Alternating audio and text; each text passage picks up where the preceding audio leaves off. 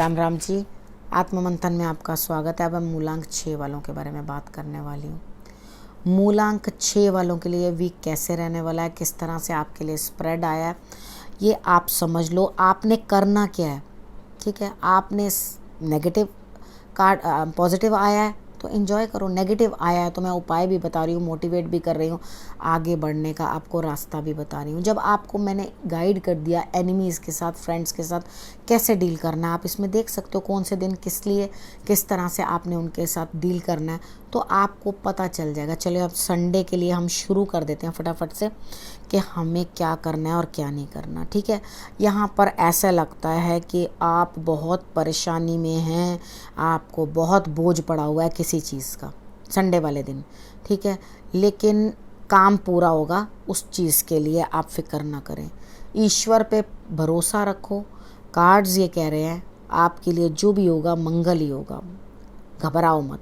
उसके बाद हम बात कर लेते हैं मंडे की। मंडे वाले दिन मुझे ऐसा लगता है कि आप जो हैं कहीं ना कहीं परेशान हैं, बहुत बुरी तरह से आप सोच विचार कर रहे हैं, यानी कि आगे कुआं और पीछे खाई। आपको इस तरह की सिचुएशन जो है अपने लिए दिखाई दे रही है। लेकिन कोई भी बड़ा मेजर डिसीजन मत लेना, क्योंकि आपके जीवन में बहुत बड़ा बदलाव आ रहा है, ठीक है। बहुत बड़ा बदलाव आ रहा है। अभी रुक के बात करना, क्योंकि अभी के लिए आपको मंडे वाले दिन, ठीक है, अपने इमोशंस पे कंट्रोल रखना है। मेन, अगर आप इमोशंस पे कंट्रोल नहीं रखोगे तो आप परेशान हो जाओगे। शंकर भगवान की आराधना कर लेना, बरगद पे जाके कच्ची लस्सी चढ़ा देना, ठीक है, और उस मीठा भी होना चाहिए बीच में, ठीक है। ये आप कर देना तो आप देखोगे आप बैलेंस होने लगे हो, ठीक। जो डिस्टर्बेंस माइंड में चल रही है वो बैलेंस होगी। उसके बाद आपने कपूर भी जो है वो शंकर भगवान को अर्पण कर देनी है।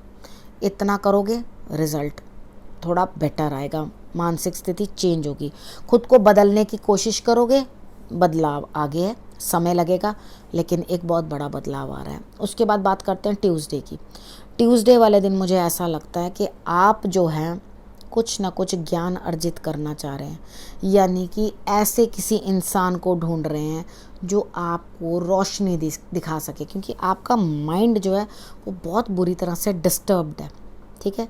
तो आप क्या करो, हनुमान जी की आराधना करो, किसी ना किसी से मार्गदर्शन के लिए कॉल कर लो, जिस पर भी आप भरोसा करते हो, आपको लगता है ये मुझे सही मार्गदर्शन देगा, आप उसको कॉल करो और उससे आप बातचीत करो। अपने दिमाग को संभाल के रखो, क्योंकि आपके दिमाग की स्थिति जो है वो बड़ी बुरी है, ठीक। उसके बाद हम बात कर लेते हैं वेडनेसडे की। वेडनेसडे वाले दिन कोई बड़े हैं, सीनियर हैं, आपके पिता तुल्य, आपके बॉसेस आपको जो है आगे मार्गदर्शन देते हुए दिखाई देते हैं। उसके बाद आपके लिए जो है स्थिति इस तरह की बन रही है कि आपको अपने आप से पूछकर कदम कदम रखना है, यानी कि क्या मैं ये करूं या नहीं करूं, मतलब हेस्ट में नहीं। अब उसके बाद आपने किस तरह से करना है, थोड़ी मेडिटेशन। स्ट्रेस हो रहा है, परेशानी हो रही है, थोड़ा मेडिटेशन करो। उसके बाद मैं बात कर लेती हूँ थर्सडे की। थर्सडे वाले दिन मुझे ऐसा लगता है कि आप जो हो किसी ना किसी के साथ इन्वॉल्व हो, यानी कि कोई ना कोई लेडी के साथ बात करना आपको मुश्किल लग रहा है, उसको डील करना मुश्किल। अरे आप अपने आप को क्यों नहीं समझते, कुछ भी आपको वहाँ डील करना दिक्कत आ रही है, पूरी हिम्मत लग रही है उस चीज़ को काम करने में।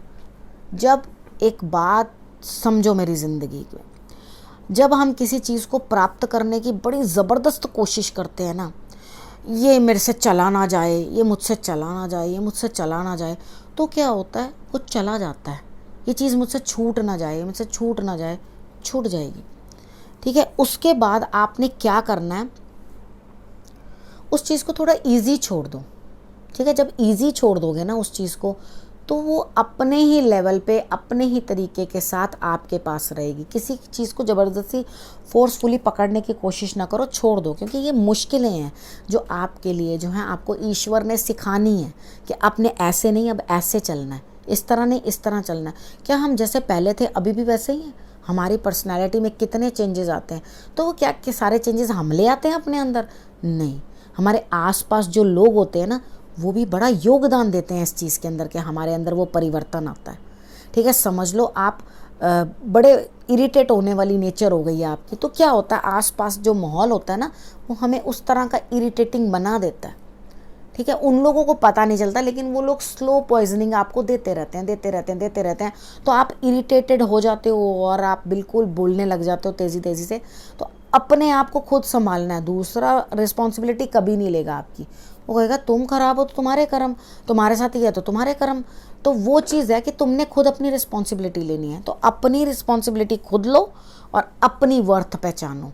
ठीक है, खुद की वर्थ पहचानोगे, खुद को एक अच्छी तरह से एक चेयर के ऊपर बैठा लो, सोफे पे बैठ जाओ, आराम से बैठो, अपनी बेस्ट एक पोजीशन जहाँ पे आप बैठते हो वहाँ बैठ जाना। बैठने के बाद खुद को कहना मैं समझदार हूँ, मैं अच्छा हूँ, मैं जो कर रहा हूँ बहुत सही कर रहा हूँ, मैंने जो किया सब सही किया।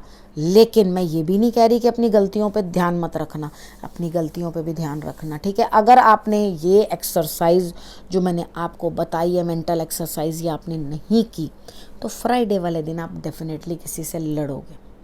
वो दिन ऐसा होगा कि या तो आप प्रिटेंड कर रहे हो या आपके साथ कोई छल कर रहा है, उस चीज़ का आपका कलह हुआ ही हुआ। संभल के रहना, तरीके के साथ रहना, नज़र खुली रखना।